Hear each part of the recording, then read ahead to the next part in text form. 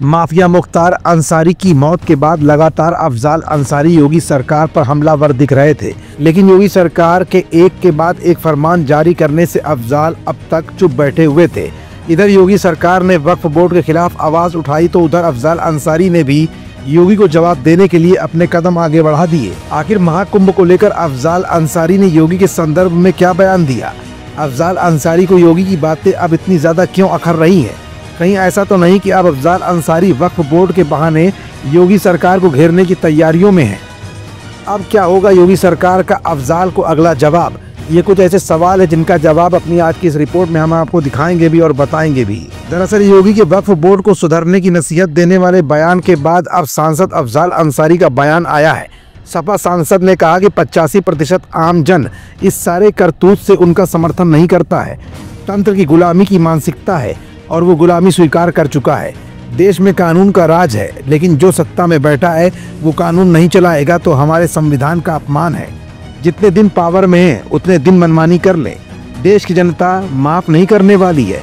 अफजाल अंसारी ने आगे कहा कि आम जनता मुंह से नहीं बोलेगी, समय आने वाला है, सबक सिखाएगी। महाकुंभ के वक्फ के जमीन के मामले पर कहा कि मौलाना ने क्या बोला उससे कोई लेना देना नहीं और उस पर कोई टिप्पणी भी नहीं करूंगा। महाकुंभ में देश ही नहीं बल्कि विदेशों से भी श्रद्धालु आ रहे हैं।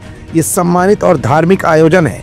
इसके पहले भी जो सरकारें रहीं उसकी व्यवस्था और इंतजाम करती रही हैं। उन्होंने कहा कि सवाल उठ रहा है कि बजट जो 4 गुना बढ़ाया गया है उसका इस्तेमाल हो रहा है या लूट हो रही है। बजट बढ़ाकर ठेकेदारों के कमाई के साधन बनाए गए। जहां पर 10 पैसे के खर्च की जरूरत थी वहां 10,000 रुपए खर्च किया गया है। इस खर्च को लेकर संतों और महात्माओं ने भी असंतोष व्यक्त किया है। बजट को लेकर मामला सर्वोच्च न्यायालय तक जा पहुंचा है। सांसद अफजाल अंसारी ने कहा कि सर्वोच्च न्यायालय ने भी इस मामले का स्टेटस मांगा है। सीएम योगी आदित्यनाथ के बयान देश मुस्लिम लीग के मानसिकता से नहीं आस्था के मानसिकता से चलेगा। इस पर अफजाल अंसारी ने कहा कि देश मुस्लिम लीग की मानसिकता से नहीं चलेगा। 1947 में विभाजन हुआ उस मानसिकता से हुआ था। देश योगी जी के दादागिरी से भी नहीं चलेगा, संविधान के रास्ते चलेगा। फिलहाल महाकुंभ के बहाने अफजाल अंसारी ने योगी सरकार पर अपनी भड़ास निकाली है।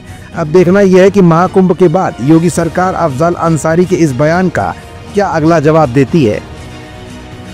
हमारा channel Indian news services INS like, share and subscribe करना ना भूलें।